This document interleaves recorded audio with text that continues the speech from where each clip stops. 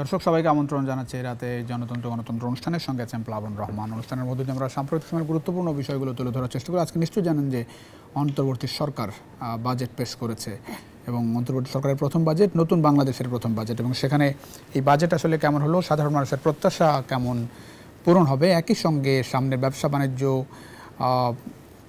বাংলাদেশের যে বেকারত্বের যে বিষয়টি আছে সেইগুলো আসলে যেসব সংকট আছে সেই সংকট উত্তরণ আসলে কতটা কাজে আসবে এই বাজেট, সে বিষয় নিয়ে মূলত আমরা আজকে আলোচনা করতে চাই। আমাদের আজকে অতিথি হিসেবে আছেন স্টুডিওতে মাহমুদ হাসান খান বাবু, সভাপতি বিজিএমইএ। মাহমুদ হাসান খান বাবু, আপনাকে স্বাগত জানাচ্ছি জনতন্ত্র গণতন্ত্র অনুষ্ঠান। আমাদের সঙ্গে ভার্চুয়ালি আমরা কিছুক্ষণের মধ্যেই পাবো ডক্টর খন্দকার মোয়াজ্জেম, গবেষণা পরিচালক সিপিডি ও প্যানেল উপদেষ্টা বিসিসিআই।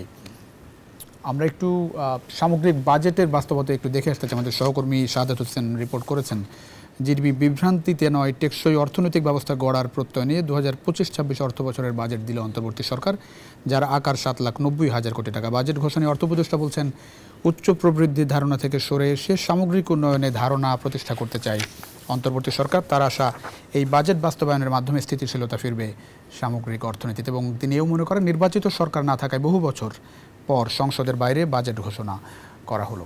শাহাদাত হোসেন জানাচ্ছে বিস্তারিত।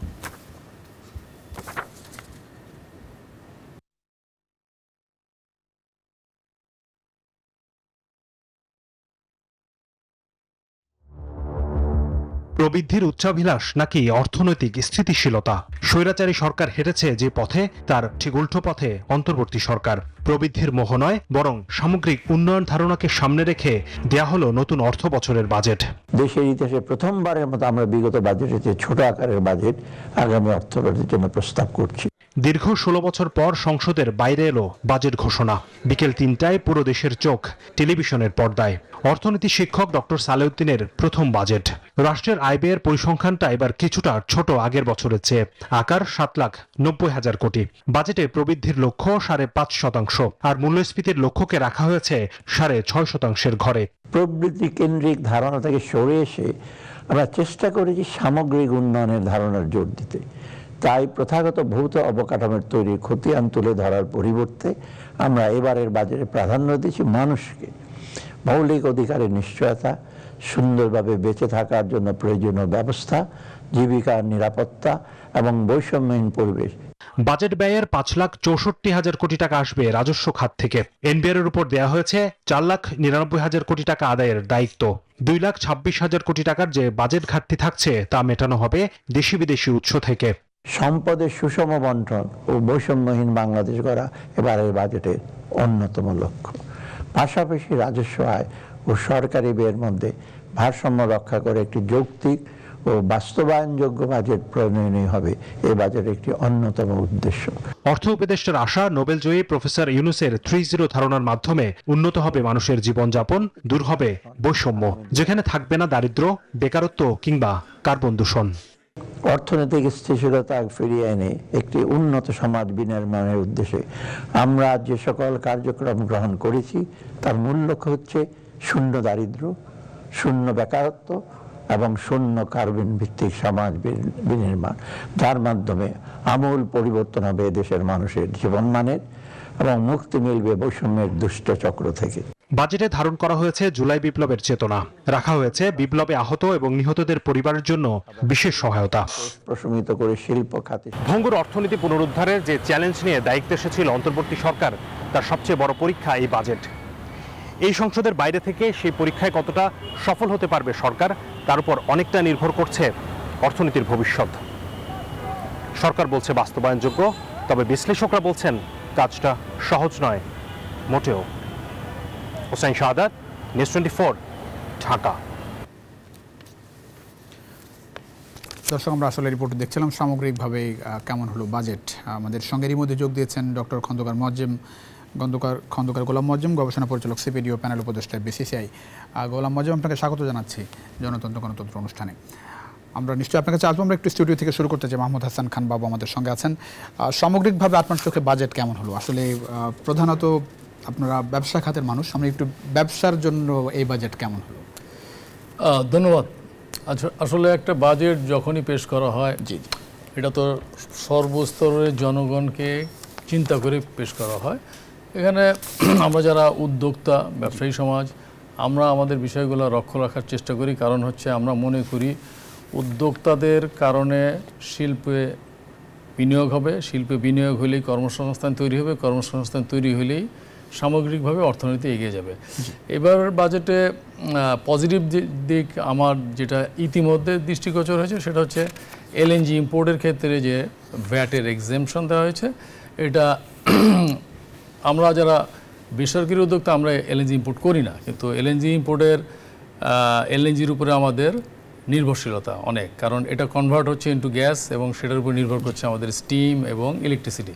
সো এই ভ্যাট কমানোর কারণে আমরা আশা করছি যে গ্যাসের মূল্য কমিয়ে আনা সম্ভব হবে, এবং গ্যাসের মূল্য যদি কমিয়ে আনা সম্ভব হয় সেটা আমাদের অর্থনীতিতে একটা পজিটিভ ইম্প্যাক্ট তৈরি হবে। এর বাইরে আমরা আরও দেখেছি ডিজেল বা অন্যান্য পেট্রোকেমিক্যালের উপরে যে ট্যারিফ বা ডিউটি, ওইখানেও কিছু ছাড় দেওয়া হয়েছে। সেগুলো হচ্ছে আপনার এখন পর্যন্ত যা দেখেছি পজিটিভ দিক। এর বাইরে আমরা আমাদের পোশাক শিল্পে যেটা যেতে চাই এই মুহূর্তে, কটন থেকে আমরা ম্যানমেড ফাইবারে যেতে চাই। সেখানে আমি যতদূর দেখলাম যে ম্যানমেড ফাইবার তৈরি করতে যে র ম্যাটেরিয়াল, যে পলিয়েস্টার চিপস, ওইখানে হলো ভ্যাটের এক্সামশন দেওয়া হয়েছে, এগুলো পজিটিভ। বাট চ্যালেঞ্জিং যেটা হচ্ছে যে আমাদের এলডিসি গ্র্যাজুয়েশনের যে লক্ষ্য, সেই লক্ষ্যে আমরা যদি 2026 সালের নভেম্বরেই যদি আমরা গ্র্যাজুয়েটেড হতে চাই, তাহলে আমাদেরকে যেটা হবে যে রপ্তানিমুখী শিল্প প্লাস স্থানীয় শিল্পে যে চ্যালেঞ্জগুলো আসবে সেটার জন্য আমাদের কস্ট অফ ডুইং বিজনেস কমিয়ে আনতে হবে। কারণ ওইখানে আমরা যে এক্সামশন পেতাম ডিউটি এক্সপোর্টের, সেটা তো আর থাকবে না। তো সেখানে আমরা দেখলাম যে সোর্স ট্যাক্স রিমেইন আনচেঞ্জ। আমি মনে করি বিজিএমের পক্ষ থেকে আমি বলছি যে সোর্স ট্যাক্সটা অ্যাটলিস্ট 0.75-এ নামিয়ে আনা উচিত। আর একটা বিষয় আছে যে রপ্তানির যে প্রণোদনা, সে এলডিসি গ্র্যাজুয়েশন হয়ে গেলে এই প্রণোদনাটা বন্ধ হয়ে যাবে, এটা আমরা জানি। বাট এখানে একটা গ্যাপ আছে, আমি মনে করি যে এটা আরও 3 বছর এটা চলমান থাকা উচিত, কারণ আমরা জানি যে এটা থাকবে না। কিন্তু এই 3 বছর যদি এটা অব্যাহত রাখা হয় তাহলে এক ধরনের পুঁজি তৈরি হবে, সেটা আমরা বিনিয়োগ করলে শিল্পের বিকাশে সহায়তা হবে। আরটা হচ্ছে দেখলাম যে আপনার লোকাল ইয়ার্নের ক্ষেত্রে যেটা ভ্যাট ছিল পার কেজি 3 টাকা, এটা 5 টাকা করা হয়েছে। এটা ডিরেক্টলি ইম্প্যাক্ট করবে স্পিনিং মিলগুলোকে, কিন্তু আমরা এফেক্টেড হবো এই জন্য যে আমাদের মেম্বারদের মধ্যে প্রায় 700 আছে যাদের বন্ডেড ওয়্যারহাউস লাইসেন্স নাই, তারা নন বন্ডেড ফ্যাক্টরি, তারা লোকাল ইয়ার্ন প্রকিউর করেন অ্যাপার্ট ফ্রম এলসি না দিয়ে, চেক অথবা ক্যাশ। তো সেক্ষেত্রে এটা ইম্পোজড হয়ে যাবে এবং কস্ট অফ ডুইং বিজনেস বাড়বে। সো এইটা আমি মনে করি আগের জায়গায় থাকা উচিত। জি, অনেক ধন্যবাদ। আমরা একটু ডক্টর খন্দকার গোলাম মোয়াজ্জেম নিশ্চয়ই শুনতে পাচ্ছেন।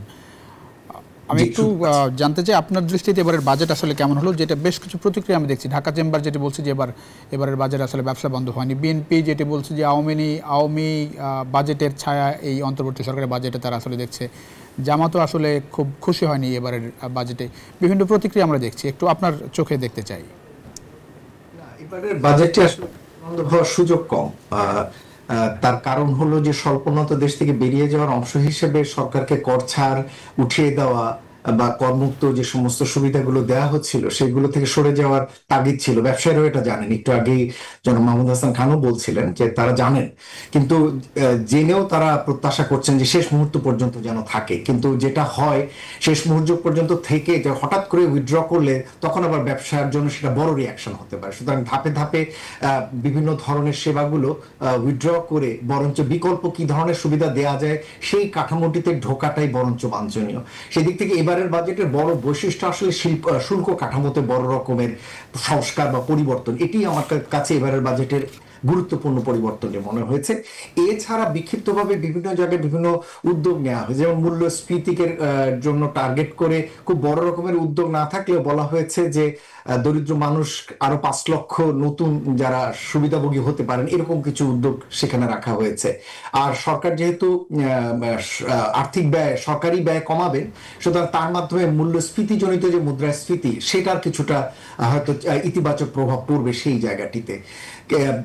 এছাড়া আমরা যেটা দেখতে পেয়েছি যে কিছু কর্মসংস্থানজনিত উদ্যোগের কথা বলা হয়েছে, যে 1000 কোটি টাকার একটি উদ্যোক্তা সৃষ্টির জন্য প্রায়, এবং সেখানে নারী উদ্যোক্তা 10,000 উদ্যোক্তার মধ্যে 1000 নারী উদ্যোক্তা, এরকম কিছু উদ্যোগের কথা ঘোষণা করা হয়েছে। আমি জানি না সেটি আসলে কতটুকু বাস্তবায়ন করা যাবে। স্টার্ট আপ ফান্ডের জন্য কিছু টাকা রাখা হয়েছে, সেটা উদ্যোক্তা সৃষ্টিতে হয়তো কিছুটা ইতিবাচক ভূমিকা দিবে।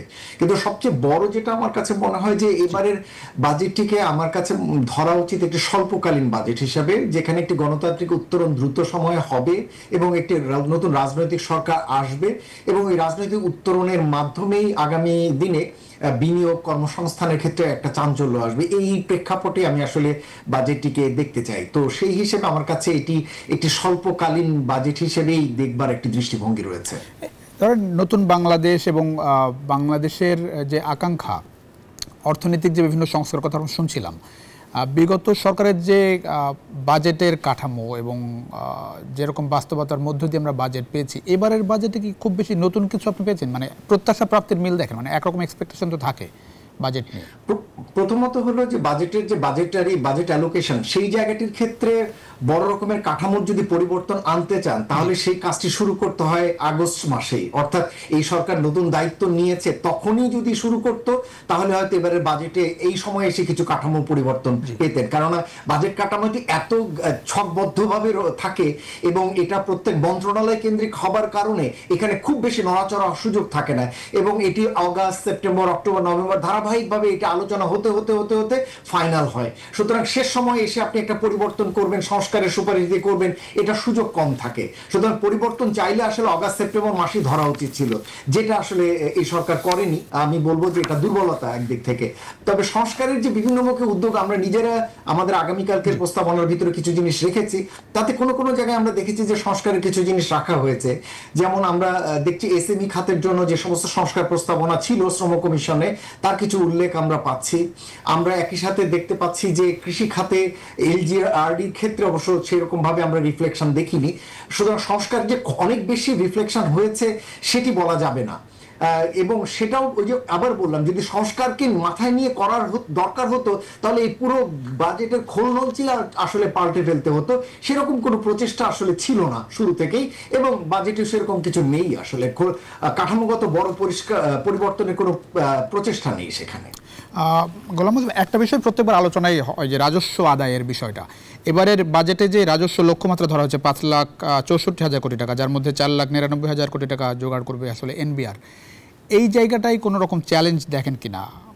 একরকম বড় ঘাটতি আছে। দুভাবে উত্তর দেই, আমি উত্তরটিকে দুভাবে দেই। প্রথম কথা হচ্ছে যে সরকার বলছেন যে এবারের যে প্রবৃদ্ধি বা রাজস্ব আদায়ের প্রবৃদ্ধি 7%। এখন আপাতভাবে মনে হতে পারে যে 7% আসলে তো খুব কম প্রবৃদ্ধি, আরো তো বড় প্রবৃদ্ধি ধরা দরকার। আসলেও আমাদের দেশে যে পরিমাণ রাজস্ব আদায়ের সম্ভাবনা রয়েছে, যে পরিমাণ রাজস্ব আমরা বঞ্চিত হচ্ছি, সেই বিবেচনায় কিন্তু 7% প্রবৃদ্ধি মোটেও যথেষ্ট না। বরঞ্চ আমাদের হিসেবে 2023 সালে আমরা হিসেব করেছিলাম যে কর ফাঁকি, কর এড়িয়ে যাওয়া, কর জালের বাইরে থাকার জন্য সরকার 2,20,000 কোটি টাকা কর থেকে বঞ্চিত হচ্ছে, রাজস্ব থেকে বঞ্চিত হচ্ছে। এই যে বিপুল রাজস্ব থেকে বঞ্চিত হওয়া, সে তার বিপরীতে 7% প্রবৃদ্ধি মোটেই কোনো প্রবৃদ্ধি না। কিন্তু দুর্ভাগ্য হচ্ছে সেই পরিমাণ রাজস্ব আদায় করতে হলে আপনার সেরকম রাজস্ব অবকাঠামো থাকতে হবে, সেরকম আপনার রাজস্ব নেটওয়ার্ক সারা দেশে বিস্তৃত থাকতে হবে, সেরকম আপনার রাজস্ব প্রশাসন থাকতে হবে, আপনার রাজস্ব কাঠামোর নীতি এবং প্রশাসন ভাগ করার পর সেগুলো মাঠ পর্যায়ে সেগুলো সক্রিয় থাকতে হবে। দুর্ভাগ্যবশত সেরকম ধরনের কোনো রাজস্ব প্রশাসন কাঠামো এবং অবকাঠামো আমাদের এখন নেই, যেটি দিয়ে 2,20,000 কোটি টাকা রাজস্ব, বাড়তি রাজস্ব আদায় করতে পারে সরকার। সুতরাং আমাদেরকে ওই মেনেই নিতে হচ্ছে এই 7% টিম যে প্রবৃদ্ধি, সেটিকেই মেনে নিতে হচ্ছে। কিন্তু আমার কাছে মনে হয় যে প্রচুর সম্ভাবনা রয়েছে। সেটির জন্য যে ধরনের ডিজিটালাইজেশন, অবকাঠামো উন্নয়নের জন্য যে ধরনের বাজেট অ্যালোকেশন থাকা দরকার, এবারের বাজেটে কিন্তু সেরকম আমাদের চোখে পড়েনি। জি, অনেক আসবো আপনার কাছে নিশ্চয়ই আবারও। মাহমুদ হাসান খান বাবু, ব্যবসায়ীদের আসলে মূল প্রত্যাশার জায়গা আসলে কোথায় থাকে বাজেটে? সেই তুলনায় এবারের বাজেট যদি একটু তুলনা করেন, মানে আপনি কি ধরনের প্রত্যাশা ছিল আর কি পেলেন আসলে? প্রত্যাশা যেটা থাকে যে আমাদের স্মুথ বিজনেস করার যে ইনফ্রাস্ট্রাকচার, মোটা দাগে ঢাকা চেম্বার যেটি বলছে, একই সঙ্গে টিআইবি বলেছে যে কালো টাকা সাদা করার বিধান নিয়ে তীব্র প্রতিক্রিয়া জানিয়েছে। একই সঙ্গে ঢাকা চেম্বার বলছে যে এটা একেবারে ব্যবসা বন্ধ হয়নি। তো আসলে কি তাই? ঢাকা চেম্বারের প্রতিক্রিয়া আমি দেখি নাই, বলতে পারবো না। জি, তো তারা কালো টাকা সাদা করার এই যে বিধানটা, এটা থাকার কোনো প্রয়োজন নাই, কারণ এটা অনেক দিন ধরে চলছে। দিনের শেষে খুব মুষ্টিমেয় 1-2 জন করে, কিন্তু হোল বিজনেস কমিউনিটির উপরে একটা ব্লেম আসে যে আমরা কালো টাকা সাদা করি। এটা একেবারে উঠিয়ে দেওয়াই উচিত, প্রথম কথা। দ্বিতীয় কথা, আমাদের এক্সপেকটেশনটা কি? এক্সপেকটেশনটা হচ্ছে যে আমরা পিসফুলি বিজনেসটা করতে চাই, এই জন্য একটা বেসিক ইনফ্রাস্ট্রাকচার দরকার, যেটা আমরা একটু আগে বলেছি, যে ইলেকট্রিসিটি, গ্যাস, পোর্টের এফিসিয়েন্সি এবং এনবিআরের দক্ষতা, এই জায়গাগুলো খুব বেশি জরুরি। কারণ আমরা ট্যারিফ নিয়ে, ট্যাক্স নিয়ে কথা বলি অনেক, কিন্তু আমাদের যে এই হিডেন লস যেটা আছে, যেটা সাপ্লাই চেন ডিসরাপশন, এটা কেন হয়? ইলেকট্রিসিটি ফেল করে, গ্যাস হঠাৎ করে পাই না, পোর্টের ইনএফিসিয়েন্সি, এনবিআরে যে ফাইল আটকে থাকে, এগুলো হলো আমাদের হিডেন কস্ট, যেটা আমাদের কস্ট অফ ডুইং বিজনেস। কারণ এইগুলো সহজ হওয়া উচিত। এগুলো সহজ হলেই আমরা যে বিজনেস কমিউনিটি বা উদ্যোক্তা আমরা খুশি। একটা ছোট বিরতি নিয়ে ফিরছি। দর্শক, ছোট্ট বিরতির সময় হচ্ছে জনতন্ত্র গণতন্ত্রে আমাদের বাজেট নিয়ে আলোচনায়। একটা বিরতির পরে ফিরছি, আশা করি সঙ্গে পাচ্ছি আপনাদের বিরতির পরে। দর্শক, আবারও স্বাগত RSLSL জনতন্ত্র গণতন্ত্রের সঙ্গে আছেন প্লাবন রহমান। আমরা কথা বলছিলাম বাজেট 2025-26 বাজেট আসলে কেমন হলো সে বিষয়ে। আমাদের সঙ্গে স্টুডিওতে আছেন মাহমুদ হাসান খান বাবু, সভাপতি BGMA। একই সঙ্গে ভার্চুয়ালি আমাদের সঙ্গে আছেন ডক্টর খন্দকার গোলাম মোয়াজ্জেম। মাহমুদ হাসান খান বাবু, এমনি এই বাজেটে সাধারণ মানুষের জন্য কি দেখেন? মানে ধরেন, সাধারণ মানুষ তো আলটিমেটলি জীবনযাত্রায় একটু স্বস্তি খুঁজতে চায়, দ্রব্যমূল্য নিয়ন্ত্রণ চায়, সেই জায়গায় কি দেখেন আসলে? না, ইনফ্লেশন যেটা মূল্যস্ফীতি, মুদ্রাস্ফীতি মূল্য কমিয়ে আনা যে টার্গেট নেওয়া হয়েছে, যে 6.5% সম্ভবত, এটা যদি রিয়েলি করা হয় তাহলে তো এক ধরনের ইমপ্রুভমেন্ট আমি বলবো। ডাবল ডিজিট থেকে আপনি সিঙ্গেলে নেমে আসলেন। এখন এটা আদৌ করা সম্ভব হবে কি না, সো এটা একটা বিষয় আছে। এটা যদি এটা মানে বলা হয়েছে ভালো, আসলে প্র্যাকটিক্যালি কী হবে সময়ই বলে দেবে। এই বাজেটটা বাস্তবায়নে আমি যে বড় চ্যালেঞ্জটা দেখি সেটা হচ্ছে এই যে 1 বছরের জন্য যেটা দেওয়া হয়েছে, জুলাই টু জুন, এর মধ্যে আমরা দেখছি আরও একটা নতুন গভর্নমেন্ট আসবে। সো নতুন গভর্নমেন্ট বা একটা নির্বাচন হবে। সো নির্বাচন হলে এই সময়ে এক ধরনের রাজস্ব আহরণের যে একটা ঘাটতি হয়। তো আবার নির্বাচনকে কেন্দ্র করে কিন্তু অনেক টাকার মানি সার্কুলেশন হয়। তো ওইখানে আবার কিন্তু মূল্যস্ফীতি বেড়ে যাওয়ার একটা সম্ভাবনা তৈরি হয়। তো সাধারণ মানুষের ক্ষেত্রে আমি যেটা দেখেছি, পুরোটা তো বড় হয়নি, এখানে অনেক জায়গায় হলো অতিরিক্ত ডিউটি বা ভ্যাট ইম্পোজ করা হয়েছে। আর সাধারণ মানুষ বা আমরা যারা আছি সবাই চাই যে জীবনযাত্রার ব্যয় যত কমে আসে সেটাই ভালো, কিন্তু বাস্তবতা হচ্ছে বিপরীত। সবসময় জীবনযাত্রার ব্যয় বাড়ে। আর ট্যাক্স আরোহণের ক্ষেত্রে আমরা যেটা দেখি যে ট্যাক্স নেটটা কিন্তু বাড়ানো হয় না, এই মুষ্টিমেয় জায়গায় হাত দিয়ে রাখা হয়েছে। যত বেশি তাদের উপরে চাপানো যায়, নতুন কর জাল যেটা বলা হয়, এটা বৃদ্ধি করা আওতায় আনা যাচ্ছে না। এটা কেন যাচ্ছে না, এটা এনবিআর বা রাজস্ব বিভাগই বলতে পারবে। আমি মনে করি যে এটা তাদের ইনএফিসিয়েন্সি, এটা যত না বড় না করলে, এটা অনেকগুলো ইস্যুটার সাথে রিলেটেড। যেমন হলো কর জিডিপি রেশিও, এটা আপনি এটার সাথে রিলেটেড। সো এটাও একটা রিকোয়ারমেন্ট ফ্রম IMF। তো এটা যত এফিশিয়েন্টলি করা যাবে সেই ইকোনমি ততই ভালো হবে। আর এখানে যেটা দেখা যাচ্ছে, দাম বাড়তে পারে। একটু দর্শক যারা আছেন তারা একটু জানতে পারবেন। মানে রেফ্রিজারেটর, এয়ার কন্ডিশনার ভ্যাট অব্যাহত সুবিধা প্রত্যাহার করেছে, দাম বাড়বে বলা হচ্ছে। মোবাইল ফোনের দাম বাড়ছে, সেই জায়গাটা উৎপাদনের ক্যাটাগরি ভেদে 2 থেকে 2.5% ভ্যাট বাড়ানো হচ্ছে। এখানে বাস ট্রাক বডি বানানোর উপরে 5% ভ্যাট আরোপ হচ্ছে। একটা গুরুত্বপূর্ণ বিষয় আপনাদের সঙ্গে খুব সংশ্লিষ্ট, সুতা। দেশীয় টেক্সটাইল মিলে উৎপাদিত সুতার ভ্যাট, প্রতি কেজি সুতা ও ম্যানমেড ফাইবারের তৈরি সুতার সুনির্দিষ্ট কর বর্তমানে 3 টাকা ছিল, এটা 5 টাকা হচ্ছে। এটার ইম্প্যাক্ট কী হবে? এটা একটু যেটা বললাম, এটার ইম্প্যাক্ট হচ্ছে প্রথমে যে স্পিনিং মিলগুলো এমনিই তারা হলো ধুকছে বিদ্যুৎ সমস্যার কারণে। কারণ হলো স্পিনিং মিলগুলোতে যে power consumption, electricity consumption huge. So এখানে এমনি গ্যাস স্বল্পতার কারণে বা গ্রিড লাইন হেলদি না থাকার কারণে এরা তাদের উৎপাদন সক্ষমতার হয়তো 60-70% হলো ব্যবহার করতে পারছে। তো 60-70% এফিসিয়েন্সি দিয়ে একটা শিল্প প্রতিষ্ঠান লাভজনক হওয়া সম্ভব না। তার উপরে যদি এখন এই ভ্যাট 3 টাকার জায়গায় 5 টাকা করা হয়, তাহলে ডেফিনেটলি তাদের এই এই যে ব্যবসা করার সক্ষমতা এটা কমে আসবে। আর আমরা এক্সপোর্ট ওরিয়েন্টেড ইন্ডাস্ট্রিতে যারা আছি তারাও ইম্প্যাক্টেড হবে এই জন্য যে যারা আমরা ব্যাক টু ব্যাক এলসি খুলতে পারে যারা, তাদের ক্ষেত্রে এটা প্রযোজ্য হবে না। কিন্তু যেসব ফ্যাক্টরির বন্ডেড ওয়্যারহাউস লাইসেন্স নাই, যারা ব্যাক টু ব্যাক এলসি খুলতে পারে না, যারা চেক বা ক্যাশ টাকা সুতা কিনতে হয়, তাদেরকে এই ভ্যাটটা দিতে হবে। তার মানে এক্সপোর্ট ওরিয়েন্টেড ইন্ডাস্ট্রিও নেগেটিভলি ইম্প্যাক্টেড হবে এর দ্বারা। আমি খুব জোরালোভাবে বলতে চাই এটা আগের জায়গায় নিয়ে আসা উচিত। পুঁজিবাজারের জন্য কি আছে? মানে একটা রিপোর্ট দেখছিলাম যে পুঁজিবাজারের জন্য আসলে বাজেটে নাকি কিছুই নেই। এটা যেটি অনেক চ্যালেঞ্জিং একটা এটা অবশ্যই চ্যালেঞ্জিং। এটা পুঁজিবাজারকে কেন্দ্র করে কি দেওয়া হয়েছে আমার জানি না, বাট আমি পুঁজিবাজার নিয়ে খুব বেশি আমার জ্ঞান নাই। তবে একটুক বলবো যে পুঁজিবাজারে যেসব কোম্পানিগুলোকে লিস্টেড করা হয়, এই কোম্পানিগুলোকে লিস্টেড করার আগে খুব ভালোভাবে যাচাই করা উচিত। 5 কোটি 7 কোটি 10 কোটি টাকার জন্য কাউকে পুঁজিবাজারে আনা উচিত না, কারণ এদের হলো মোটিভ আমার সন্দেহ হয়। আর হলো এই পুঁজিবাজারে দেখা যায় যে যেসব কোম্পানির অস্তিত্ব নাই, সবাই জানে এগুলো ধুকছে, তো এইগুলো নিয়েও এক ধরনের মেকানিজম বা একটা ইয়ে করা হয়। এইটাও একটা বড় চ্যালেঞ্জের জায়গা। সুতরাং পুঁজিবাজারে কোনো কোম্পানিকে আনার আগে আমার অভিমত হচ্ছে ওই কোম্পানির পরিচালনায় পিছনের মানুষগুলো কারা, এগুলো খুব ভালোভাবে লক্ষ্য করা উচিত।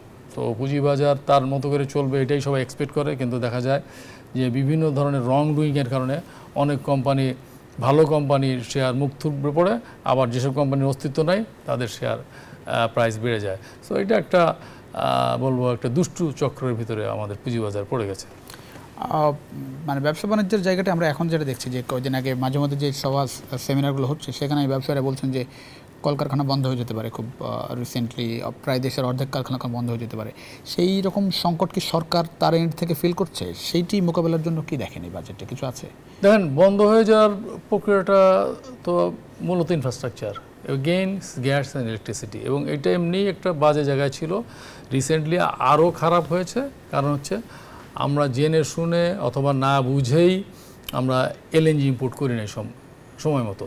তাতে করে হঠাৎ করে সামারের চাহিদা বেড়ে গেছে।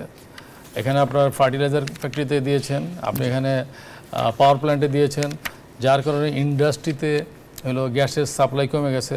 সো বিজনেস ট্রেড বডিগুলার একদম স্ট্রং পারসুয়েশনের কারণে হলো এনার্জি অ্যাডভাইজার কিছু গ্যাস শিফট করেছেন, সিচুয়েশন এখন ইমপ্রুভ করেছে।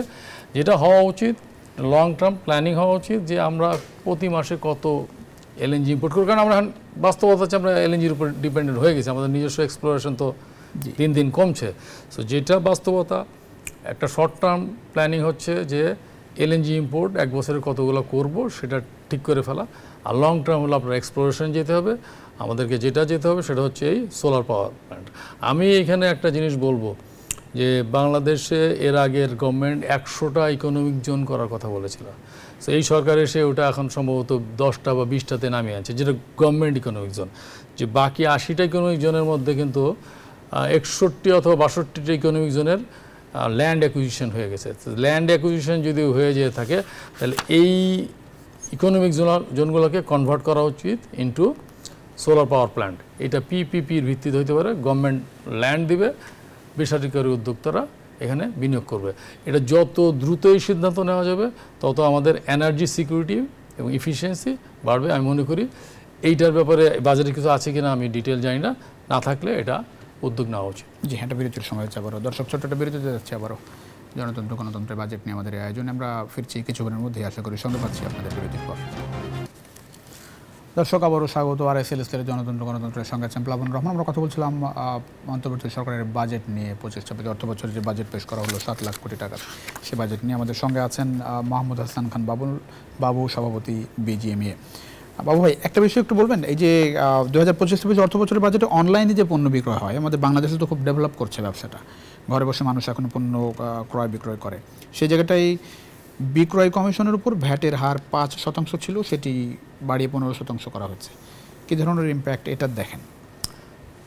এটা হচ্ছে কি একটা নতুন উদ্যোক্তা শ্রেণী এবং ইয়াং এন্টারপ্রেনার যাই বলেন না কেন, এদেরকে ডিসকারেজ করা। কারণ 5 থেকে 15, তার মানে এটা আরও দিনের শেষে এটা ভোক্তার উপরে যে পড়বে, এবং এটাকে আমি বলবো যে এখানে কি একটা এন্টারপ্রেনার তৈরি কিন্তু রাতারাতি করা যায় না। হ্যাঁ, সো আজকে যারা অনলাইনে এসছেন বা স্টার্ট আপ করছেন, এটা হলো অল্প পুঁজি বা সীমিত রিস্ক নিয়ে এসছেন, কারণ তার কিন্তু বিরাট ইনফ্রাস্ট্রাকচার প্রয়োজন হয় না, ঘরে বসেই করতে পারে। সো এই জায়গায় একটা যদি তার একটা এক্সপার্টিস গ্রো করে, তখন কিন্তু সে অনলাইন বিজনেস থেকে এবং রিয়েল বিজনেস বা অন্যান্য বিজনেসে যাওয়ার সুযোগ তৈরি হয়। এই সুযোগটা কিন্তু শুরুতেই একটা জায়গায় বাধা তৈরি করা হচ্ছে। আমি শক্তভাবে বলতে চাই যে এইটা বরঞ্চ অনলাইনের যে 5% এটা রিমেইন আনচেঞ্জ রাখা উচিত। এই অনলাইন বিজনেসটা বাংলাদেশে আরও একটু গ্রো করতে দিতে হবে, কারণ হলো এটা উন্নত বিশ্বের সাথে তুলনা করলে চলবে না। আমাদের এখানে যে ট্রাফিক সিচুয়েশন, এই ট্রাফিক সিচুয়েশনের কারণে কিন্তু এই অনলাইন বিজনেসটার হলো খরচ বেড়ে যাচ্ছে। তো আমি মনে করি যে এটা আগের জায়গায় ফিরে আসা উচিত।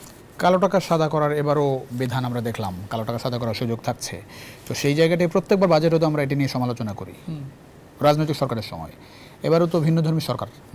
তো সেই জায়গায় এবারও কেন আসলে কালো টাকা সাদা করার বিধান? এটা আমার বোধগম্য না, এটা একদম বন্ধই করে দেওয়া উচিত। আমি একটু আগে যেটা বললাম যে মুষ্টিমেয় কিছু লোকের জন্য হোল বিজনেস কমিউনিটির বদনাম হয়। যারা আমরা ট্যাক্স দিই এবং এই ট্যাক্স নেটের আওতায় থাকি এবং আমরা যারা রেগুলার বিজনেস করে আমরা নতুন পুঁজি তৈরি করি, নতুন বিনিয়োগে আমরা বিনিয়োগ করি, কর্মসংস্থান তৈরি করি, তাদের জন্য এক ধরনের আমি বলবো যে আমাদেরকে ডিমোরালাইজ করে, সোজা কথা। তো এই জায়গাটায় অবশ্যই বন্ধ হয়ে যাওয়া উচিত, কালো টাকা সাদা করার কোনো সুযোগ থাকা উচিত না। যে টার্গেট এবার ধরেন রাজস্ব লক্ষ্যমাত্রা, মূল্যস্ফীতির লক্ষ্যমাত্রা, প্রবৃদ্ধির লক্ষ্যমাত্রা, এই সরকারের জন্য আসলে কতটা চ্যালেঞ্জের দেখেন?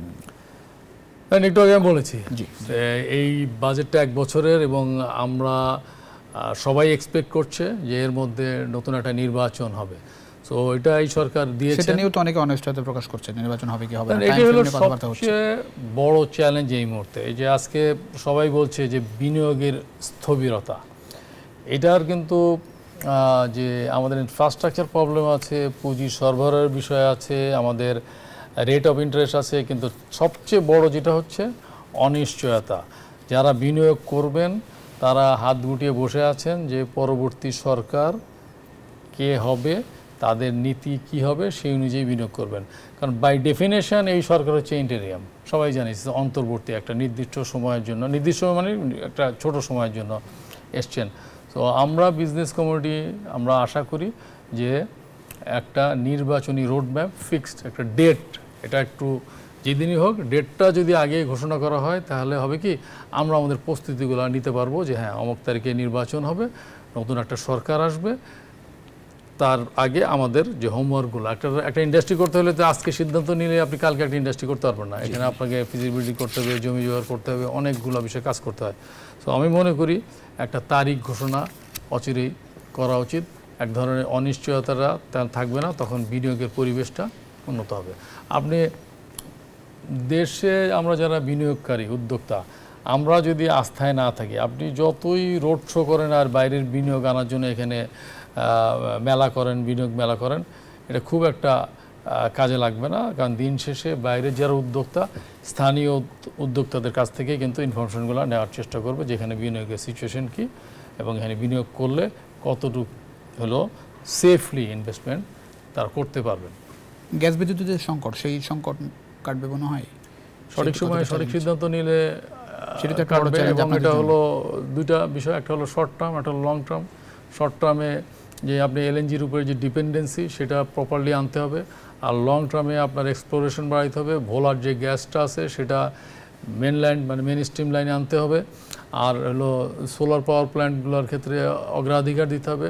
এখানে তো আগের সরকার নাই, এখানে তো আর ওই আগের রেজিমের মতো যে পার কিলোয়াটে আপনাকে স্পিড মানি দিতে হবে, তারপর পারমিশন পাবে।